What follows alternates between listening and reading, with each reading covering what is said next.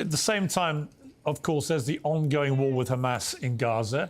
I've been increasingly critical of the Israeli government's strategy in Gaza for a number of reasons, but primarily triggered by what came out of the mouth of Mr. Smotrich, who appeared to be brazenly discussing a form of genocide, ethnic cleansing, a clear, unambiguous statement of intent to clear all the Palestinians out of Gaza. When you heard what he said, what was your reaction? Well, Piers, I would urge you, first of all, I get you. I mean, you're looking at things from your perspective from the most balanced way that you can. I would urge you to look at Israel's actions and not to look at foolish words of politicians. And it's a bit peculiar, but Israel's a democracy. Too many of our politicians look domestically to gain some local benefit, and sometimes they say really stupid things, but that is not the government policy. Israel's policy is not what Smotrich said, and the way we are operating is one which is consistent with international law. If that is the case, and I've been saying this to a lot of my pro-Israeli guests recently, if that is the case, if everything you're doing is lawful, why does the Israeli government persist in banning international journalists from going anywhere near Gaza? Well, in Gaza, there's one of two options for a journalist. You can't just roam around because you'll get killed or step on a booby trap. You're either embedded within the IDF or embedded within Hamas. When you're embedded within Hamas, as we just saw a couple of weeks ago, the Washington Post came out with a segment saying that if you don't report what the Hamas wants you to report, you'll be threatened. So we're not going to allow journalists to just roam around a battlefield that Israeli soldiers are getting killed by the day. So we're not going to do that. But you can enter with IDF. You know, we do our best, but we can't let people roam around. And by the way, that's pretty much, to my knowledge, consistent with most situations. No, that's not right. That's not right. I've seen some Israelis say that's not right. I know many war correspondents, and they've never known things to be as restricted as they are currently with Gaza. They can't believe that literally no international journalists have been allowed to enter freely. And frankly, when it comes to the risk assessment, that's not the business of Israel to make that decision for them. It's down to the individual journalists and their networks or their media bosses, as it always is in these situations. And I think the problem for Israel is that it's allowed you, the Israeli government and the IDF, to throw a cast of doubt and suspicion over almost anything that happens that reflects badly on Israel or the IDF, because it can't be verified either way. So almost everything that happens that's bad, all we see is people coming on the airways going, we don't think that happened. We're going to launch our own inquiry, buying time, moving on. Whereas if there was a willingness to allow international journalists in, they could report and verify freely and do their jobs. And that would remove a lot of the cloud of suspicion that actually Israel is doing stuff in Gaza which it doesn't want the world to see. Look, you know, if you're asking whether Israel's public diplomacy, and we call it in Israel hasbara, it's you know, the way our PR or the way we're being portrayed, if it's being run well by Israel. No, it's not. We're doing a really bad job at that, and you're living proof of that, because, you know, I'm very much in the know. I have a son who's a soldier. I fought in all wars. I know the way the IDF operates. We don't do much of what is said about us, but the fact is that you think that we do, and therefore we should figure out ways, including what you're suggesting. Look, this is micro-tactical. I don't know if there's a way to. We've got nothing to hide. The GHF right now, the humanitarian fund gave out today 31 million meals just today alone. We're doing everything we can to defeat Hamas, bring home the hostages while minimizing civilian casualties. It looks bad because it does look bad, because it is bad, because war is bad, and war is twice or 10 times as bad when the strategy of Hamas is to wrap themselves in civilians. But why is it that Mossad appears to have dropped the ball so spectacularly with Gaza in a way it simply didn't do with Hezbollah or now Iran?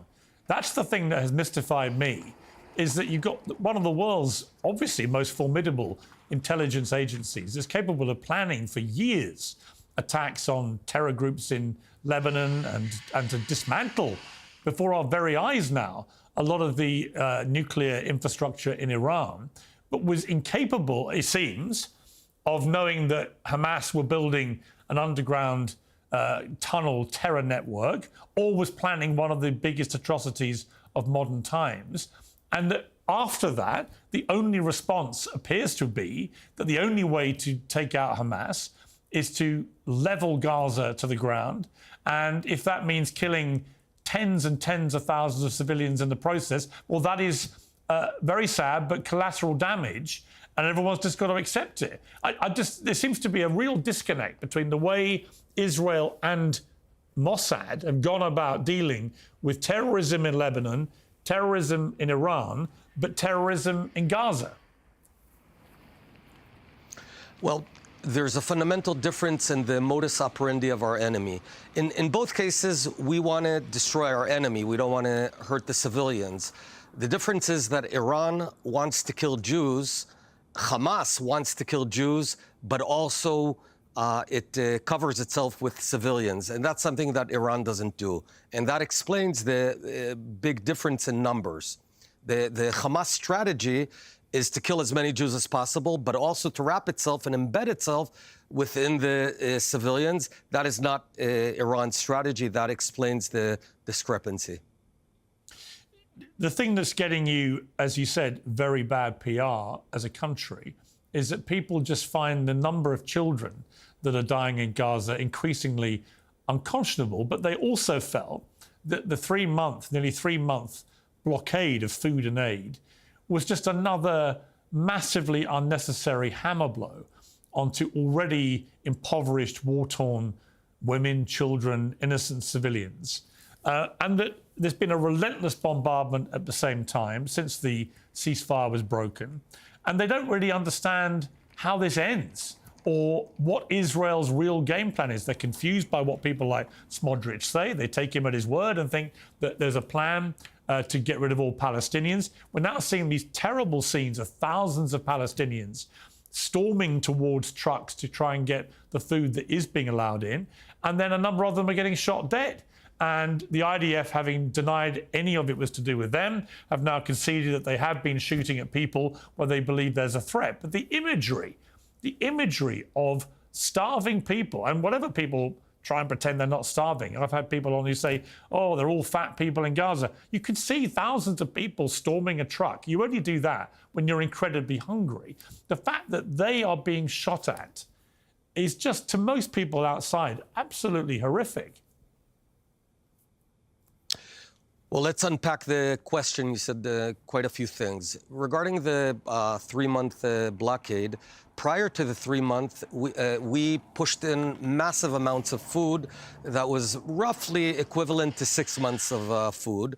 Problem was that Hamas was sort of creaming the crop and taking it and then reselling it at a very low price, at a very high price to the people. And we were enriching Hamas's coffers, which is contrary to our very goals. So when we stopped that, it wasn't forever. We said we got to rethink the way we're doing things.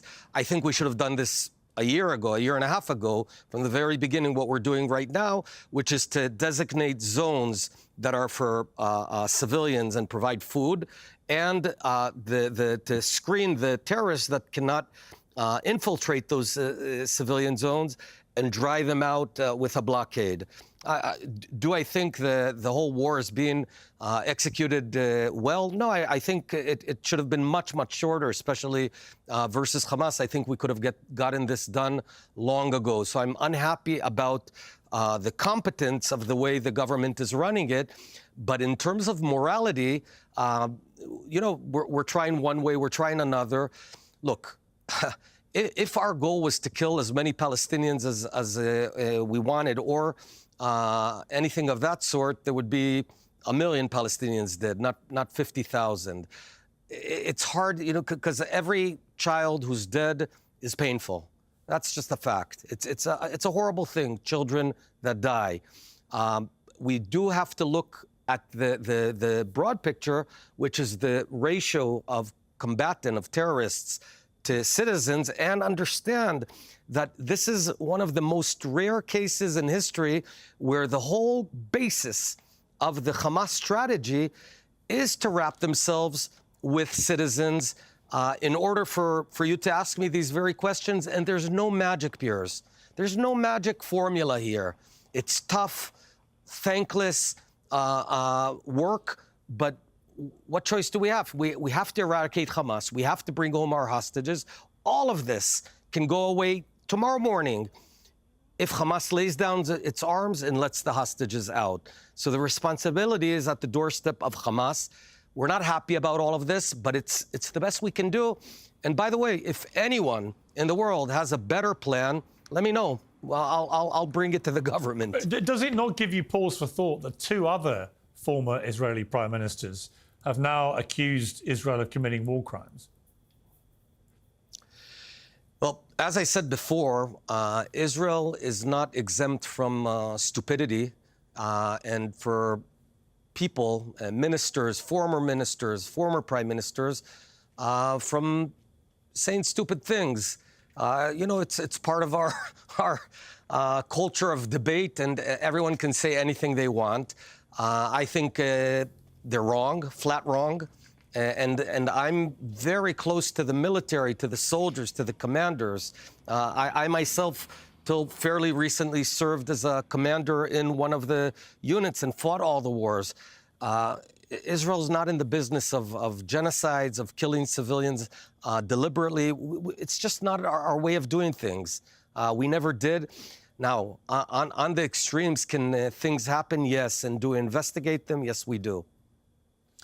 There's lots of speculation about you. You've been doing better in recent polling. Your momentum as potentially the opposition and perhaps successor to Prime Minister Netanyahu has been growing. Would you like to be Prime Minister again? I've not made that decision yet, but I do think that the Israeli nation deserves better leadership, much better leadership. The nation itself has been amazing, resilient, tough. It's really tough times. I mean, people are dying every night in Israel, and yet 200,000 Israelis abroad are trying to get home, and very few Israelis are trying to get out. It's I think it's not only patriotism, it's simply deep love for this place, and it's a tough place, but we have no other place. And so I do think that the nation deserves much better leadership, but make no mistake, on Iran and fighting back Iran and bringing home the hostages and defeating Hamas, there's almost, I'd say, a wall-to-wall consensus on the goals.